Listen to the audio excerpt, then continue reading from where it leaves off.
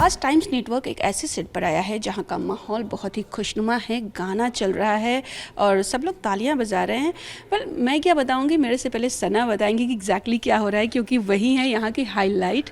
और गाना वाना भी चल रहा है, गाना गा रही हैं सना, सिंगर बन चुकी हैं। एक्चुअली मुझे इस सीरियल में जो मेरा कैरेक्टर है उसको खाना बनाना बहुत पसंद है और उसको गाना गाना भी बहुत पसंद है। हाँ, तो आज ये जो कैफ़े में हम शूट कर रहे हैं ये सपोजिटली अमेरिका है और यहाँ पे मेरे सारे दोस्त हैं, मैं उनके साथ आई हुई हूँ। और जैसे कि आपने शायद देखा होगा कि मैं किसी बुज़ुर्ग इंसान की हेल्प करती हूँ क्योंकि उनकी कोई इंसल्ट कर रहा होता है, but at the same time वो मुझे कहते हैं, कैफ़े के जो सिंगर होते हैं वो कहते हैं गाना गाने के लिए, तो मैंने कहा ठीक है तो मैं गा लेती हूँ। तो आज हमने गाना सुन लिया है और जैसा कि सना ने मेंशन किया कि उनको खाना बनाना बहुत पसंद है, तो नेक्स्ट टाइम पक्का खाना भी खाएंगे, है ना? हाँ, बिल्कुल बिल्कुल, आप किसी दिन घर आएंगे तो मैं खिलाऊंगी। Please tell me about the set and the shoot exactly, because बहुत ही प्यारा सा सेट दिख रहा है और बहुत ही एंटीक चीज़ें हैं। इट्स नॉट लाइक कि समथिंग मॉडर्न सिर्फ नहीं है, बहुत कुछ एडेड है। Yes, so this is not a permanent set. हमारा जो परमानेंट सेट है वो कहीं और है जहाँ पे हमने द्वारका दिखाया हुआ है। क्योंकि हमें जब अमेरिका के सीन्स शूट करने होते हैं और अमेरिका का पोर्शन बताना होता है तो हम ऐसे बाहर के कहीं लोकेशंस पे आते हैं शूट करने के लिए। तो ये जो लोकेशन है ये एक कैफ़े का लोकेशन है, so I think Dev done a brilliant job in this. What is the theme of concept of the show? तो द थीम इज़ एक लड़की है जो अमेरिका में रहती है अपने इंडियन मदर और अमेरिकन फादर के साथ, और उसके इंडियन रूट्स हैं, वो पली बड़ी है बिल्कुल एक इंडियन की तरह। उसकी मम्मी ने उसको सब कुछ सिखाया हुआ है जो हमारे हिंदुस्तानी घरों में होता है।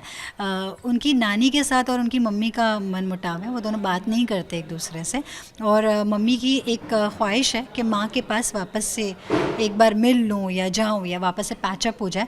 तो I take it upon my self, जो नवासी है, जो नातिन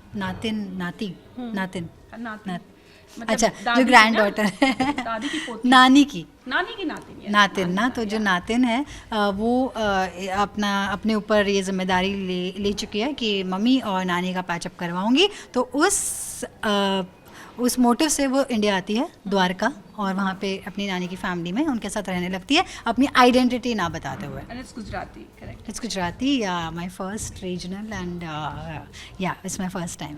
How is your journey from Hindi to Gujarati and why did you choose this project exactly? So journey, हाँ, it's a part of my journey I would say. मैं कभी भी कोई भी प्रोजेक्ट ऐसे नहीं चूज़ करती कि अरे ये वेब है और ये फिल्म है और ये ऐड है और ये सीरियल है। जो काम आता है और अच्छा लगता है और मतलब ऐसा लगता है कि हाँ ये करना चाहिए तो मैं वो कर लेती हूँ। वैसे ये सीरियल आया और मतलब ना ये ऐसे रोटेशन पे आता गया, ये आया फिर चला गया, फिर मुझे लगा ठीक है कुछ और, मतलब मैं कुछ और कहीं और मैं कॉन्सेंट्रेट कर रही थी। फिर ये कई दिन बाद ये मेरे पास फिर से आया खुद ही, तो तब मुझे लगा कि ये तो एक बहुत ब्रिलियंट सिग्नल है, लेट्स टेक दिस अप, और इसीलिए मैंने ले लिया। और ये बहुत बड़ा चैलेंज भी है क्योंकि ऑन द जॉब मैं लैंग्वेज सीख रही हूँ। एंड तो क्या क्या ट्रेनिंग हो रही है? गुजराती के ट्यूटर मेरे साथ एक ट्यूटर थी शुरुआत के महीनों में, जब हमने शूट शुरू किया था उससे कुछ टाइम पहले मेरे साथ एक ट्यूटर थी जो मुझे सिखाती थी। लेकिन ना बेस्ट पार्ट है कि मुझे गुजराती रीड करना आती है। अच्छा। पूरी रीड करना आती है, तो मैं बोल ऐसे सेंटेंसेस बना नहीं पाती खुद से। समझ पूरी लेती हूँ क्योंकि मैं वेकेशंस में काफ़ी, मेरे कज़न्स अहमदाबाद में हैं, सूरत में हैं, तो हम काफ़ी वहाँ पे जाते हैं। तो कभी ना जैसे मेरी कोई कज़न होमवर्क कर रही है तो उसकी टेक्स्ट बुक पढ़ ली, या जो दुकानों पे जो होर्डिंग्स होते हैं वो पढ़ लिए, तो ऐसे पढ़ के ना मुझे रीडिंग करना आती है। अच्छा। तो मेरा half my job is done over here, तो ज़्यादा मेहनत उस पर नहीं करनी पड़ी, बट हाँ बोलने में थोड़ी मेहनत है एंड कैरेक्टर को लेके है। हाँ, सो या। अच्छा, जब कोई मेन स्ट्रीम का कोई पॉपुलर एक्टर किसी रीजनल में जाता है तो लोग अज्यूम कर लेते हैं कि क्या काम में डिमोशन हो गया। डिमोशन, मुझे तो ये प्रमोशन लग रहा है इनफैक्ट, बिकॉज मतलब मैंने जब से काम स्टार्ट किया है टचवुड हमेशा से central character, lead characters play किए हैं। भले मैंने कुछ में कैमियोस किए भी होंगे तो भी वो बहुत बेहतरीन रहे हैं। टचवुड ना, really bin blessed.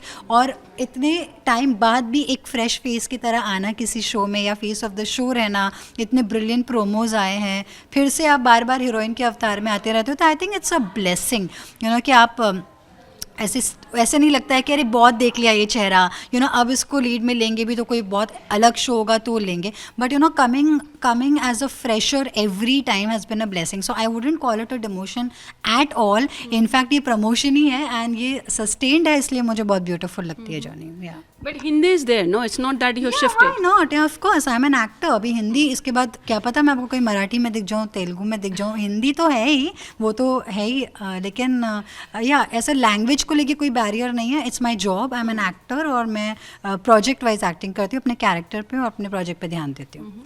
You started very early, like 94 I was reading Junoon. 5 it was, yeah. Okay, so हम लोग बहुत छोटू छोटू थे जो देखते थे, कभी शो का नाम DD1 पे देखा था। So how was that journey?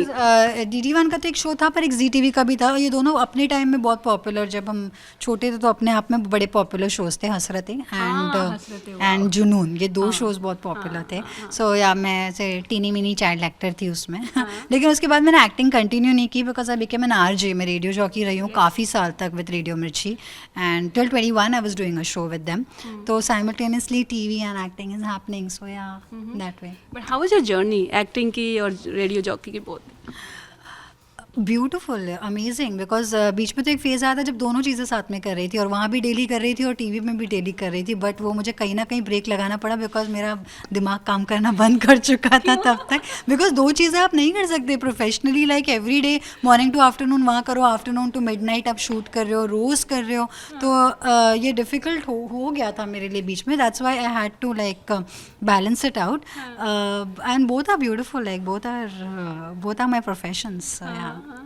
Hard work कितना रहा है, अगर एक्टिंग में मैं बात बोलूँ तो स्ट्रगल या hard work? I call it like hard work, not the struggle, because हर जगह होता ही हार्ड वर्क तो बहुत ही है मेरा। हाँ, मैं ऐसे होता है ना, कुछ लोग सिर्फ काम करने के लिए पैदा होते हैं, मुझे ऐसा लगता है कि मैं सिर्फ काम करने के लिए पैदा, because it's like touch wood, like back to back I been working, and काम नहीं रहता है तो ऐसा लगता है कि यार कुछ खालीपन सा है, तो इस वजह से मैं ऑन द रोल हमेशा ही रहती हूँ, तो which is not even a very great thing, because कभी लोगों को हॉलीडे भी लेनी चाहिए, ब्रेक भी लेना चाहिए, जो कि मैं नहीं रहती।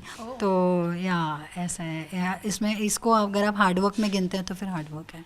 कभी ऐसा फेज आया है जब सना के पास कोई काम नहीं था? ऐसा एक जब मैंने कृष्णदासी ख़त्म किया था तो मुझे मैंने एक 6 महीने का ब्रेक लिया था, क्योंकि उस टाइम पे मेरी पर्सनल लाइफ में एक ऐसा फेज़ आ गया था जहाँ मुझे टाइम चाहिए था।